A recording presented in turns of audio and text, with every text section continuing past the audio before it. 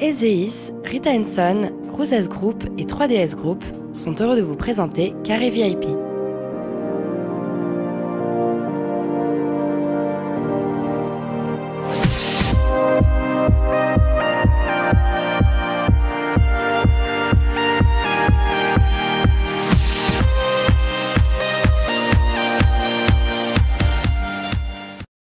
Bienvenue dans Carré VIP, c'est la nouvelle émission des News Workwell. Alors Carré VIP, c'est un peu le lieu select où les personnalités du sport, de la culture et des médias échangent avec celles de l'entreprise. Mon premier invité est un peu le Valérie Damido de la radio et du rugby, mais en beaucoup plus chic, je rigole. Il dépoussière, il révolutionne tout ce qu'il touche. À l'arrivée des radios libres avec Jean-Paul Baudecroux, il cofonde Énergie dans une chambre de bonne. Et quand la musique est bonne, tout le monde écoute Énergie. Premier titre diffusé le 15 juillet 1981, chanson d'automne de Gérard Lenormand. Pas trop de saison. On est alors fan des animateurs, rappelez-vous, Serge Rep, que je embrasse, Mitsou, Marc Scalia. Il fait d'Énergie la radio la plus écoutée de France. Puis, il ne plaque pas la radio, mais se lance dans un combat, celui du rugby, pour le moderniser, le révolutionner aussi bien sur le terrain que dans le stade. En 1992, il entre au Stade Français. Alors, je crois en 4e division, pour en faire un quintuple champion de France. Il révolutionne l'accueil spectateur avec du spectacle avant et après match. Il fait jouer, rappelez-vous, les rugbymen en rose, les fait poser nus pour le désormais célèbre calendrier des dieux du stade.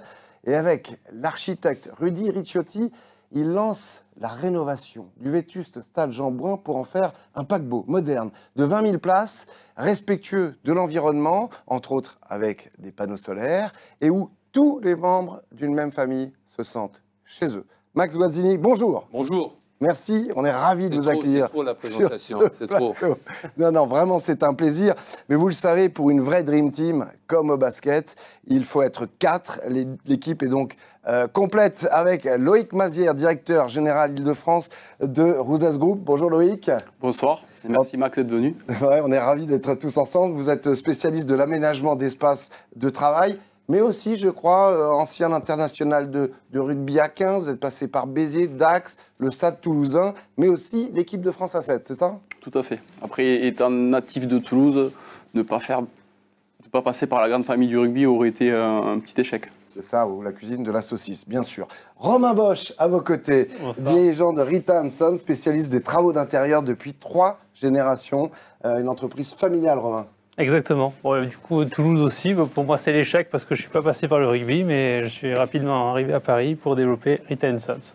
Alors on précise qu'avec Ezeis, solution sur mesure de Soft FM pour l'environnement de travail, et 3DS Group, expert dans la communication visuelle, eh bien un peu comme les 4 mousquetaires, et vous en portez les moustaches d'ailleurs, Romain, vous pouvez proposer une offre complémentaire puisque vous livrez un plateau, vous réalisez l'aménagement, le suivi et l'accompagnement tout du long de son temps de vie. C'est un peu un esprit d'équipe comme au rugby. Exactement. C'est un peu ce qu'on fait de mieux tous ensemble. On est réunis et ça nous permet de... Une complémentarité qu'on peut avoir tous ensemble et qu'on met au service un petit peu de tout le monde. Alors, ce qui nous réunit ce soir avec Max, c'est comment transformer un stade en un lieu de vie pour tous. Et justement, vos regards croisés, Max et vous, eh bien, ça va être assez passionnant. On va découvrir, Max, avec vous, à quel chantier vous êtes attaqué en termes d'aménagement plutôt intérieur. C'est ce qui nous intéresse ce soir. Comment vous avez été précurseur, parce que c'est vraiment le mot, même si vous êtes très humble, mais vous avez été précurseur et vous avez réimaginé l'hospitality, aussi bien B2B pour le personnel que B2C, afin de bien évidemment de cocooner vos salariés, les joueurs, mais aussi les spectateurs et les sponsors. Déjà, dans quel état était le stade Jean-Bouin avant d'y lancer, d'imaginer ces travaux d'aménagement intérieur? Le problème, c'est qu'à l'époque, le stade Jean-Bouin était un très vieux stade qui datait des débuts du 19e siècle, du 20e siècle, pardon. Et donc, il n'y avait qu'une tribune couverte, les gens étaient à Paris, bon, il n'y a pas du soleil tous les jours, quoi. Donc, et il n'y avait aucun confort. Il n'y avait rien, il n'y avait pas de loge, il y avait des vestiaires pour les joueurs, mais la musculation se faisait ailleurs, l'entraînement se faisait ailleurs, on était complètement éclaté. Bon, ça ne nous a pas empêché d'être champion de France, bien sûr, de battre des clubs comme Toulouse, etc. Mais au Stade de France, en finale. Mais cela dit, effectivement, on était vraiment... lorsque je me bats pour qu'il y ait ce stade, et ça a été très compliqué. Politiquement parlant. Politiquement parlant, Ouais. mais finalement, la mairie de Paris l'a fait, honnêtement, de l'époque, la mairie de l'époque. Et donc, ça a été très, très compliqué. Il y avait des manifs contre moi, etc. Des choses hallucinantes, quoi. Mais on a eu, enfin, un stade qui est le plus beau stade de rugby en France, il faut le dire. C'est un stade qui est fait pour le rugby. Et il n'y a pas un stade de rugby plus beau en France que celui-là. Alors, l'idée, c'était aussi d'en faire un lieu de vie, pas seulement pour des événements sportifs, mais de façon beaucoup plus large, pour pouvoir concerner toute une famille. Oui, mais enfin, moi, ce qui m'intéresse, c'est le rugby. Ouais. Le reste, c'est essentiellement quand même un lieu sportif. Et c'est vrai qu'il y a une évolution. Bon, vous savez qu'à l'époque, parce qu'on avait un petit stade, on jouait certains matchs chaque année au Stade de France, avec les belles affiches comme Clermont, Toulouse, etc. Et on réunissait 80 000 personnes. Et là, au Stade Jean-Bouin, on avait 10 000 personnes. C'était incroyable. Mais déjà, on a fait venir les familles au Stade de France. On a fait venir le public féminin, puisqu'il y avait 40% de public féminin. Le public jeune aussi, en plus, on était quand même un club un petit peu décalé, avec la musique, nos maillots, etc., nos spectacles, nos feux d'artifice, chose que personne n'avait fait avant. Et c'est vrai qu'on avait besoin d'un stade. Et Paris avait besoin d'un stade de rugby. Et là, ce qui est formidable dans le stade Jean-Bouin, c'est que c'est un lieu de vie. Les gens restent. C'est-à-dire que je ne suis plus le président, hein, mais je le vois quand je vais au match, dans les coursives, les gens après le match restent, boivent des pots, mangent. Ensuite, il y a une espèce de fête où les gens dansent, etc. C'est incroyable, c'est un lieu de vie maintenant. Ouais, du coup, votre idée première aujourd'hui, c'était de réaménager le stade dans un esprit moderne et d'essayer de ramener tout le monde, y compris les joueurs et peut-être les personnes aujourd'hui qui peuvent travailler pour le stade français, dans un stade qui va être moderne et d'avoir qu'un lieu de vie et qu'un lieu de rassemblement pour tout le monde. Voilà, déjà, avant tout, une enceinte sportive. Hein, une enceinte sportive Digne de ce avec nom. des vestiaires dignes de ce nom. Parce qu'il fallait voir les vestiaires de l'ancien stade Jean-Bouin. C'était des vestiaires de clubs de X série. Ouais, ce que je veux dire, c'était rien, quoi. On était vraiment... on a eu de grandes victoires. Cela dit, on se dit que parfois, on peut être dans l'inconfort et gagner quand même, parce qu'il faut se dépasser. Mais ce qui était précurseur, c'était aussi de pouvoir concerner le public, de faire en sorte qu'il vienne beaucoup plus tôt avant le match et qu'il reste après, comme vous le disiez à l'instant. Alors ça, c'est ce que je faisais au Stade de France. N'oubliez pas que moi, effectivement, les gens venaient 1 heure avant. Parce qu'il y avait des concerts, il y avait des fois 500 figurants, on faisait des choses un peu extravagantes. On avait scénarisé l'arrivée du ballon, quoi.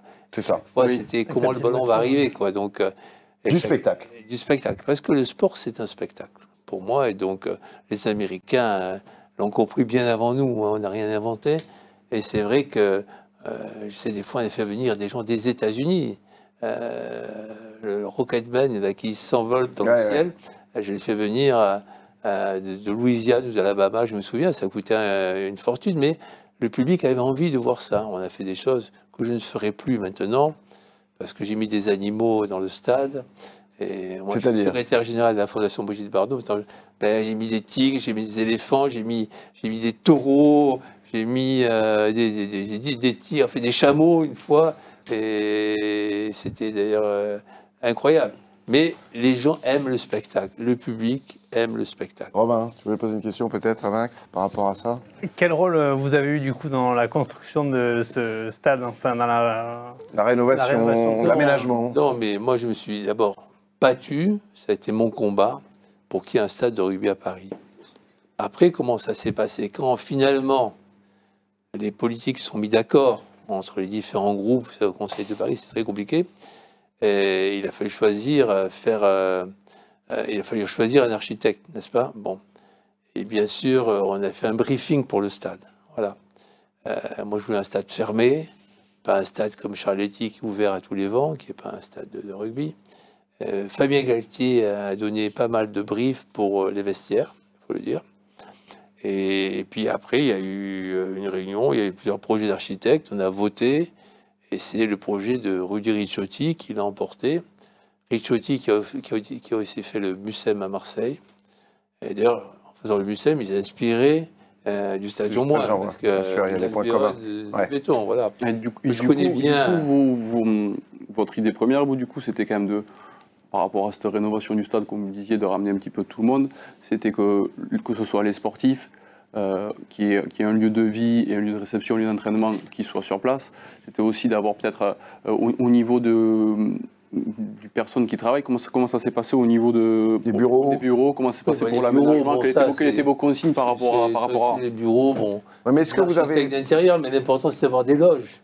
Parce que moi j'ai été président pendant 18 ans, on n'avait pas de loge. La réception d'après-match, parce qu'avant il y avait des réceptions d'après-match avec les partenaires, on les faisait d'abord au Parc des Princes, puis quand ils nous ont virés, on est allé à Roland-Garros. On n'avait pas d'endroit. On était des SDF. Donc pour moi, c'était avoir quand même des loges. Hein. C'est important pour un club. Un club n'aurait pas pu survivre sans avoir tous ces instruments qu'avaient tous les autres clubs. Ouais. Nous, on était champions, mais on n'avait pas grand-chose. Est-ce que vous avez impulsé les idées en termes de confort, justement, pour mieux accueillir les sponsors, pour mieux accueillir les partenaires? Vous avez fait un choix dans les matériaux. Je ne peux pas m'attribuer un rôle que je n'ai pas. Non, mais que vous avez participé. Mais je veux dire, c'est évident que quand on fait un stade, il fallait qu'il y ait des loges. Il fallait que dans la tribune officielle, il n'y ait pas 200 personnes. Hein, j'ai réduit, ça ne sert à rien. Et des choses comme ça, voilà. Moi, je voulais qu'il y ait un musée, puis finalement, ça n'a pas été fait à la fin. Je voulais qu'il y ait un musée avec un circuit, comme il y a au Stade de France d'ailleurs. Ça n'a pas été fait, mais là, je crois que le public est vraiment content de venir. Et c'est presque un rendez-vous très convivial, c'est devenu le Stade Jean-Moin. C'est incroyable, les gens restent. Ils sont là, ils restent. À la mi-temps, ils ont du mal, même à la limite, à retourner les tribunes. Oui. Et par rapport au choix des matériaux, est-ce que vous avez été impliqué là-dedans ou pas? Est-ce que vous vous laissez porter par l'architecte? Non, franchement, je n'ai pas la compétence, je n'ai pas votre compétence sur le choix des matériaux. Et donc, moi déjà, qu'il y ait un stade, c'est déjà énorme. Après, je faisais confiance quand même. Ricciotti, que je connais bien, qui d'ailleurs m'a écrasé le doigt, n'est-ce pas? Parce que nous sommes tous les deux légionnaires dans la réserve citoyenne et dans le même régiment. Et il a claqué une portière sur mon petit doigt qui est tordu maintenant. Est-ce qu'en termes de... Donc je connais bien cet architecte qui a une particularité, tout comme moi, il est fou. Hein. Est-ce qu'en termes de solutions innovantes, justement, il y a eu de réels progrès par rapport à ce qui se faisait dans l'univers du rugby et du stade? Honnêtement, dans tous les stades. Mais à cette époque-là? Il y a eu... oui, mais il y a eu effectivement, mais c'est un mouvement général. Il y a des écrans partout, etc. Après, bon, nous, on a mis des pom-pom girls au début, ce que personne n'a fait, parce que je trouvais que c'était un peu américain, mais c'était sympa de mettre des filles. Même en 4e division, j'ai mis des pom-pom girls. Pourquoi? Pour qu'on parle de nous. Parce qu'on a une photo dans l'équipe magazine, le stade était vide, parce qu'au début, moi, j'avais un stade vide, attention, hein, il n'y avait pas de spectateurs, mais il y avait des pom-pom girls, qui étaient assez jolies d'ailleurs. Maintenant, on ne peut plus mettre des pom-pom girls, vous savez, les gens sont débiles, il faut qu'il y ait des garçons aussi, pour pas... c'est compliqué. Est-ce qu'il y avait des allers-retours entre l'architecte et vous, justement? Est-ce qu'il vous demandait votre avis par rapport à certains aspects? Est-ce que vous aviez peut-être imaginé, parce qu'on l'a dit, vous êtes précurseur, vous l'avez été en radio, vous l'avez été en rugby, sur l'événementiel, mais aussi en termes d'aménagement. Est-ce qu'il y a eu des allers-retours avec vous? On a fait un briefing préalable. Ouais. Après, bon, l'architecte a suivi le briefing avec son génie, voilà, c'est tout. Je ne vais pas m'attribuer ce que je n'ai pas fait, ça ne serait pas honnête. Je pense que vous avez eu le cahier des charges de ce que vous souhaitiez faire dans la vie du stade. Vous avez un stade, c'est très simple. Là, il faut d'abord qu'il y ait des tribunes, enfin qu'il y ait un terrain, voilà, des tribunes, des loges et des lieux de convivialité, des lieux pour administratif. Bon, mais ça, c'est très simple, quoi. C'est pas... Après, dans sa conception, le bâtiment est quand même assez précurseur, quoi. Le béton, pour utiliser c'est des bétons fibrés, vitrés, qui est précurseur. Et récupération d'eau. Et en plus, la récupération d'eau et aussi l'éclairage. Oui, tout est alimenté via les... donc, oui, c'est très écolo. Oui, tout à fait. Un stade très écolo, effectivement. Ça, c'était une volonté aussi chez vous?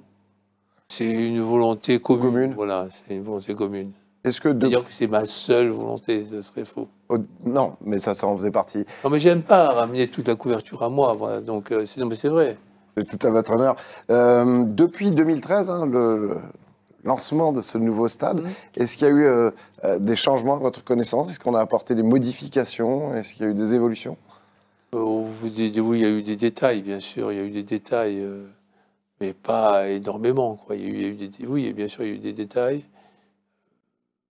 Mais bon, comme ça, vous me prenez de court. Non, mais après, c'est vrai que moi, j'ai eu la chance d'aller le visiter en tant qu'entreprise, parce qu'on propose toujours des prestations, on peut inviter, on peut faire des invitations, inviter des clients. Et du coup, j'ai eu la chance de le visiter sur les différents domaines et les différents niveaux de prestations que peut avoir le stade. C'est vrai que quand on rentre dans les loges, on voit cet esprit qui est feutré, qui est très cosy, qui est ouvert, qui a toute cette transparence. Toutes les circulations sont ouvertes sur le stade.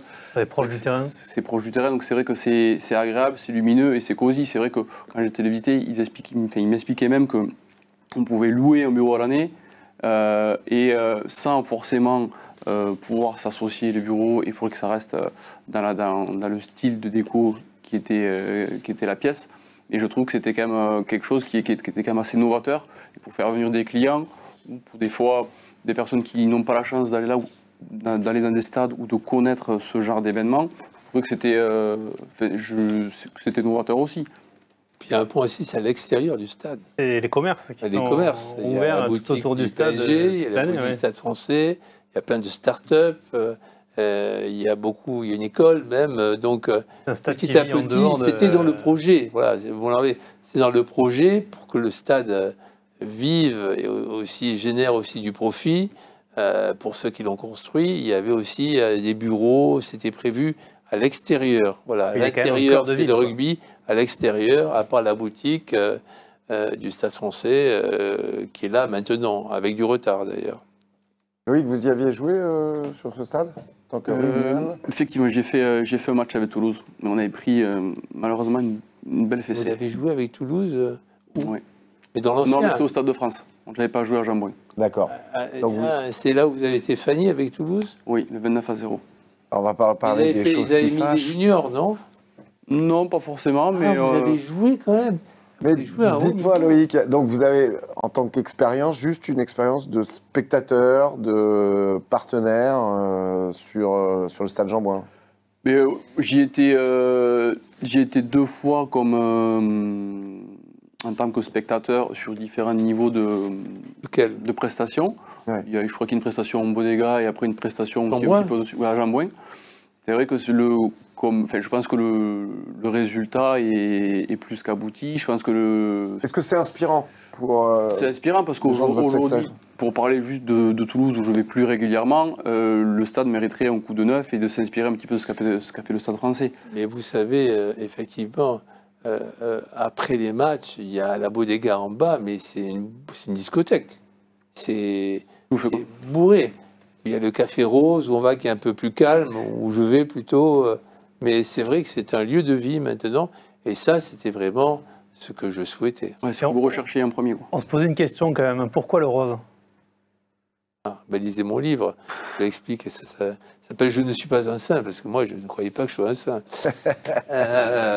C'est très compliqué, le rose. En fait, c'est qu'on est retourné chez Adidas. Et je leur ai dit, écoutez, vous êtes trop classique. Faites-moi un maillot away, le maillot extérieur, un peu sympathique. Le PSG, là, a mis un maillot rose cette année. Et oui, ils m'ont dit, on va faire un maillot argent ou or. Et or, c'est trop prétentieux. Argent, moi, j'imagine une cuirasse, comme des gladiateurs. Mais comme je suis impénible, moi, j'allais à l'usine. Et j'ai vais à l'usine avec le manager des équipes de France de Adidas. Et là, comme c'est sur les maillots, c'est l'impression, vous savez. C'est gris clair. Il y avait, pas question, le gris, c'est horrible. Le gris, vraiment, c'est triste. Et qu'est-ce qu'on fait quand on fait? Je ne sais pas pourquoi j'ai dit. Rose. Faisons rose. On a fait un prototype. C'était très compliqué parce que moi, je suis impénible. On fait un prototype, on choisit le rose. Faire le rose, hein. Et puis je dis oui, mais là, on est à l'intérieur. Mais on joue à l'extérieur. Il faut voir ce que se donne ce rose à l'extérieur. Donc, on a mis le prototype sur une benne à ordures. Et il y avait pas de soleil. Et je dis, oui, mais qu'est-ce que ça donne quand il y a du soleil? On a attendu qu'il y ait du soleil. Ils étaient fous chez Adidas. Et puis j'ai fait le prototype, je l'ai amené aux joueurs, enfin, aux leaders du groupe, là, les Saints, les Dominici, tout ça. Et qu'est-ce qu'on fait? Oui, on le fait. C'est parti comme ça. Après, l'année d'après, j'ai dit à Adidas, on va faire un maillot à fleurs. Ah, mais c'est pas possible. Ben, j'ai dit, on s'en va. On a fait le maillot à fleurs. Chaque année, on avait des stylistes femmes. Ah oui. Mais maintenant, ils appellent ça des designers. En fait, moi, j'appelle ça des dessinateurs industriels qui n'ont aucun goût. C'est aucune fantaisie. Il n'y a qu'au rugby à 7 où il y a un petit peu de fantaisie. Mais sinon, dans le rugby, c'est très classique, quoi. Donc, les gens aiment bien la fantaisie, quoi. Moi, je voulais des maillots avec lesquels on pouvait sortir en discothèque. Ah oui, mais c'est comme ça. D'ailleurs, je ne mettais pas les sponsors. Je mettais pas les sponsors dessus. Voilà, et j'en ai vu partout. C'était sympa. Pour terminer, Loïc Romain. Cela dit, c'est pas le rose, je ne porte jamais, moi. C'est pas ma couleur préférée. Mais là, je vois quand même qu'on a décomplexé cette couleur dans le sport, puisque le Barça, plein de clubs. Effectivement, le Barça joue en rose. Les arbitres aussi. Loïc Romain, avant de conclure cette émission, on est à plus de 10 ans d'exploitation du stade Jean-Bouin. À votre avis, et puisque vous l'avez fréquenté, qu'est-ce qu'on pourrait apporter aujourd'hui comme amélioration après 10 ans? C'est un siècle hein, justement en termes d'aménagement, au niveau de ces aménagements intérieurs justement. Aujourd'hui, franchement, c'est difficile de dire ce qu'on pourrait apporter comme amélioration. C'est un stade qui a été quand même conçu, qui a été relativement précurseur sur les matériaux, les aménagements. Et finalement, ce qu'on voit aujourd'hui dans le site, c'est ce qu'on fait, ce qu'on réalise aujourd'hui. Donc, compliqué de... Oui, je pense qu'il faudrait qu'on rentre davantage dans les détails, qu'on puisse aussi, je pense, analyser un petit peu dans quel contexte, dans quel cadre ils travaillent pour aujourd'hui faire des préconisations sur des niveaux acoustiques, que ce soit sur de la moquette que peut faire Romain, sur des îlots acoustiques, sur du cloisonnement en fonction des besoins que peuvent avoir les occupants en termes de salles de réunion, de phonebox pour un petit peu s'isoler. Mais depuis 10 ans, il y a eu des améliorations, des innovations, sur les produits. Sur les produits, oui. Oui, ils ont changé la sono, qui était pas bonne. Ouais. La sono a été changée cet été, c'est beaucoup mieux. Et après, en termes j'imagine, de moquettes, de peinture... Voilà, ça va être ça, les moquettes, les plafonds, l'acoustique, les cloisons... On pourrait faire un petit coup de neuf encore. On peut toujours faire un petit coup de neuf. Après, on peut marier aussi l'ancien et le neuf, ça match aussi. Je pense qu'il faut... des améliorations ponctuelles. Des améliorations aujourd'hui, c'est surtout en termes de l'acoustique et du confort au niveau de l'environnement de travail par rapport aux collaborateurs que eux peuvent avoir peuvent émettre des souhaits, c'est en fonction, mais il faut être toujours à l'écoute des occupants, des utilisateurs. En tout cas, Jean-Bouin peut inspirer d'autres stades qui sont plus vétustes. Mais ça sera avec grand plaisir. Oui, d'autant plus que je le dis, honnêtement et objectivement, c'est le plus beau stade de rugby qui est en France. Merci beaucoup, Max Guazzini, merci Loïc Mazière, Romain Bosch d'être venus sur le plateau. Merci à Thomas Leno de chez Ezeis et Marvin Noir de chez 3DS comme partenaires avec vos entreprises, messieurs de l'émission Carré VIP. Merci à Claire Younsi, Jérôme Papin. Et pour conclure, eh bien, une citation de Damien Caillot. Un carré VIP, c'est souvent un cercle et très prisé sur A News Work Well. Voilà, on se retrouve bientôt pour un nouveau Carré VIP. En attendant, work well and quiet. Ciao. Ezeis, Rita Son, Rouzès Group et 3DS Group ont été heureux de vous présenter Carré VIP.